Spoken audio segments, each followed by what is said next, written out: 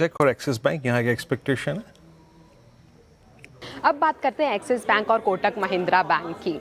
सबसे पहले मैं एक्सिस बैंक पे आती हूँ। अगर आप बिजनेस मोमेंटम देखेंगे और जो बिजनेस अपडेट उन्होंने दिया था उसमें जो मोमेंटम है वो काफ़ी स्ट्रॉन्ग दिखाई दे रहा है, जहाँ एडवांसेस 19% और डिपॉजिट 18.2% ईयर ऑन ईयर बढ़े हैं। हालांकि अगर आप कासा रेशो पर ध्यान दें तो 39.6% से घटकर 38% आ गया है।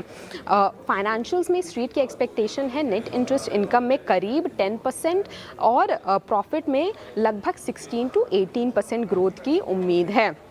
मार्जिन्स अगर हम ध्यान दें तो मार्जिन्स ब्रॉडली स्टेबल रह सकते हैं।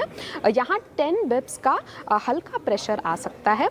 एसेट क्वालिटी और क्रेडिट कॉस्ट कंफर्टेबल रहने की संभावना है इस क्वार्टर।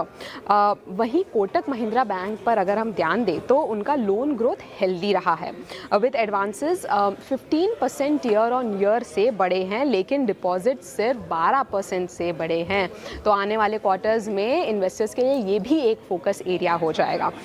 बट अगर हम फिर से कासा रेशो पे यहाँ ध्यान दें तो 43.3% से गिरकर 40.3% आ गया है, जो कि एक की कंसर्न है और ये की कंसर्न इंडस्ट्री वाइड चल रहा है।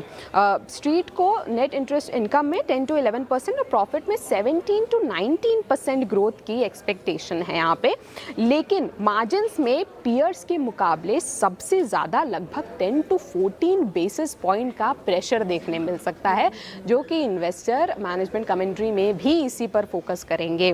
और मैनेजमेंट कमेंट्री में डिपॉजिट मोबिलाइजेशन, कासा रिकवरी और मार्जिन आउटलुक पर सबसे ज़्यादा फोकस रहने की उम्मीद है इस क्वार्टर।